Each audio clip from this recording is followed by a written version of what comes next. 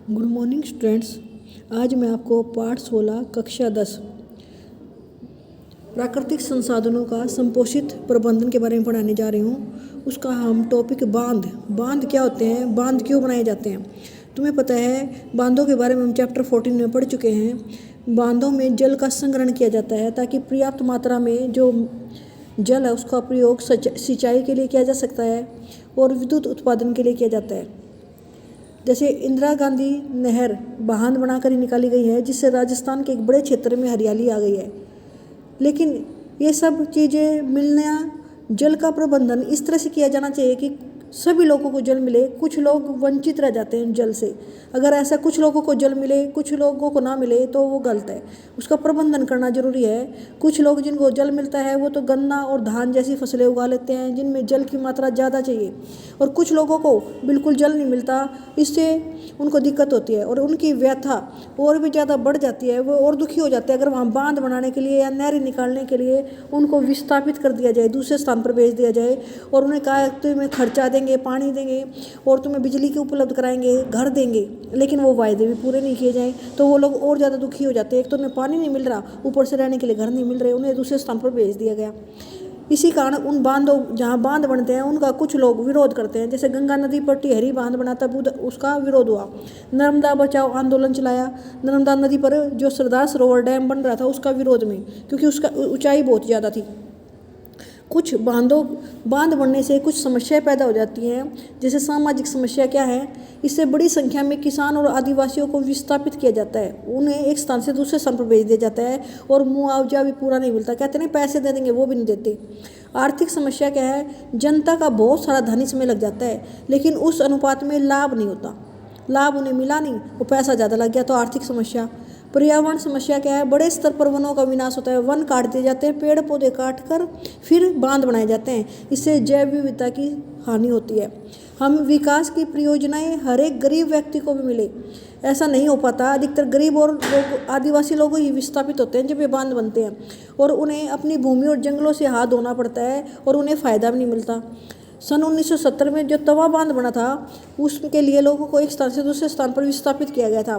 उनके लिए जो वायदे किए गए थे वो अभी भी पूरे नहीं किए गए हैं। इट मीन्स बांध बने लेकिन सभी को फ़ायदा हो, और बांध थोड़े ज़्यादा ऊंचाई के नहीं होने चाहिए, उससे पर्यावरण को हानि नहीं पहुंचनी चाहिए। जल संग्रहण, इसका मतलब जल को संचय करना। जो बारिश की बूंदें हैं उन्हें इकट्ठा करना। जल संग्रहण क्यों किया जाता है, इससे जैव मात्रा में वृद्धि होती है, पौधे और जंतुओं को फायदा होता है। इसके अलावा सूखे और बाढ़ तो शांत हो ही जाते हैं जहाँ पर जल का संग्रहण होता है।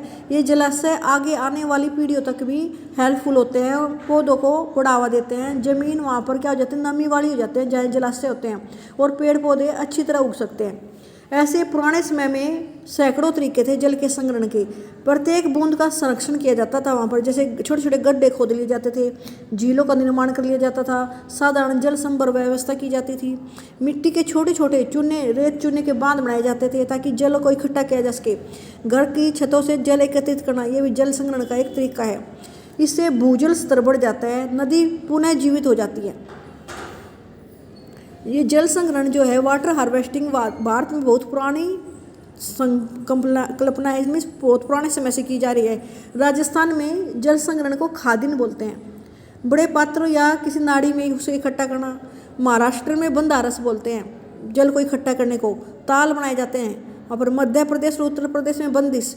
बिहार में आहार बोला जाता है, उसे पाइन बोला जाता है। हिमाचल प्रदेश में कुल, जम्मू के कांदी क्षेत्र में तालाब, और तमिलनाडु में एरिस, केरल के सुरंग, कर्नाटक में कट्टा आदि।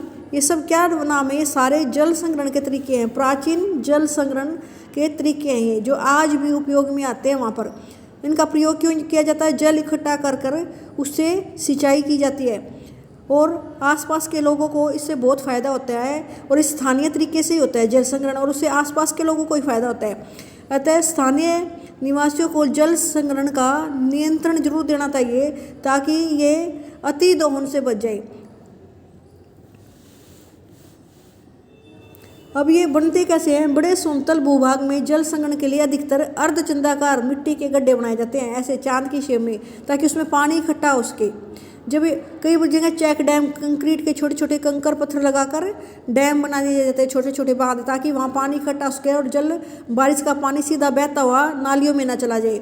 बड़े बड़े जलाशय तो पूरे साल भरे रहते हैं, लेकिन जो छोटे जलाशय होते हैं कम समय के लिए भरे रहते हैं और उनका जल बाद में सूख जाता है। लेकिन मुख्यतः जल संग्रहण का मुख्य काम क्या है? इससे भूमि का जल स्तर बढ़ जाता है। भूमि में जो वाटर टेबल सुनी है तुमने, भूमि का जल स्तर बढ़ेगा तो जल्द आपको आसानी से ऊंचाई पर ही पानी मिल जाएगा। जरा सा आपने छोटा सा पाइप लगाया और जल मिल जाएगा।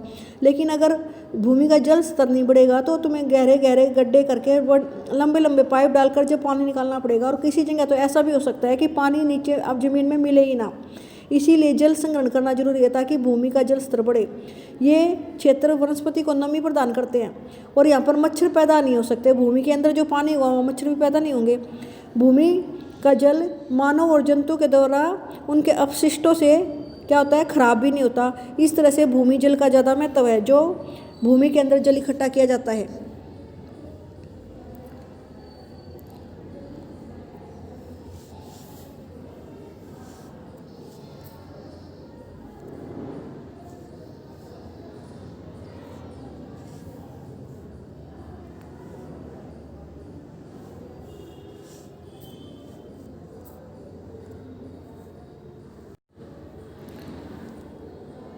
नाउ कोल एंड पेट्रोलियम, कोयला और पेट्रोल। तुम्हें पता है कोयला और पेट्रोल फॉसिल फ्यूल है। They consist of dead remains of plants and animals.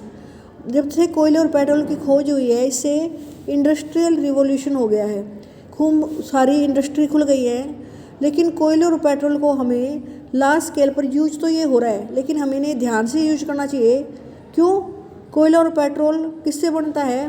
From the degradation of biomass million of years. उसको लगते हैं लगभग 10 लाख साल से भी ज़्यादा। और ये अगर हम लगातार इन्हें यूज करते रहे तो ख़त्म हो सकते हैं। वो लिमिटेड अमाउंट में सोर्स ऑफ एनर्जी है। फिर हमें इधर दूसरी सोर्स ऑफ एनर्जी के बारे में ढूंढना पड़ेगा कि कोई और एनर्जी हमें मिल जाए, ताकि कोयला और पेट्रोल ख़त्म होने के बाद तो हमें दिक्कत होने वाली है ना उस चीज़ के लिए।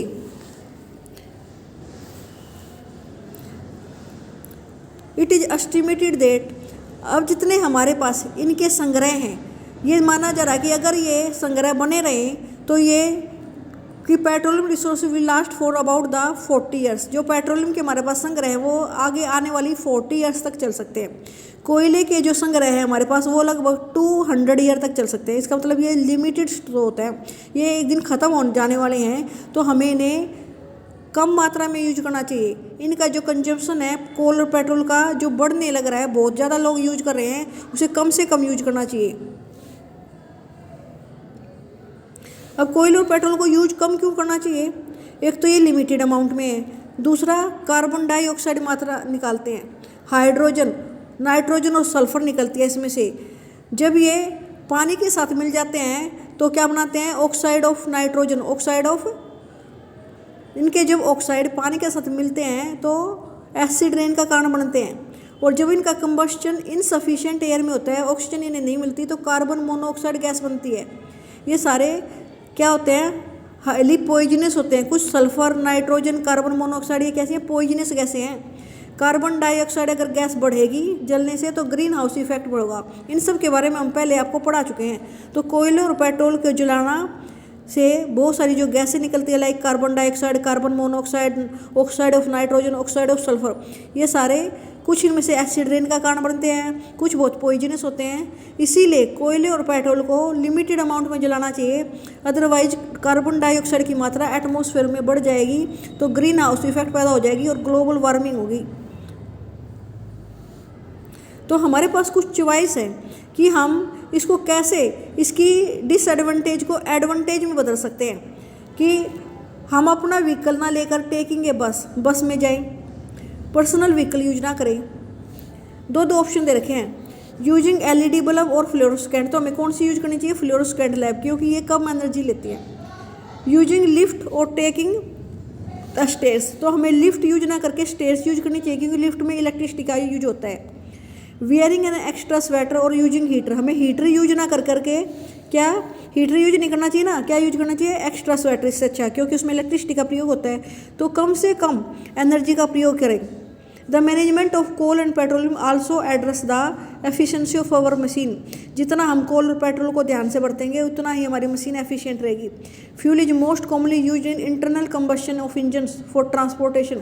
तुम्हें पता है सारा फ्यूल यूज होता है, सारे कोई भी व्हीकल चलाना है, कुछ भी करना है, और ये हमारे एयर को के पोल्यूशन का मुख्य कारण बनता है। तो हमें कोल और पेट्रोल लिमिटेड अमाउंट में यूज करनी चाहिए।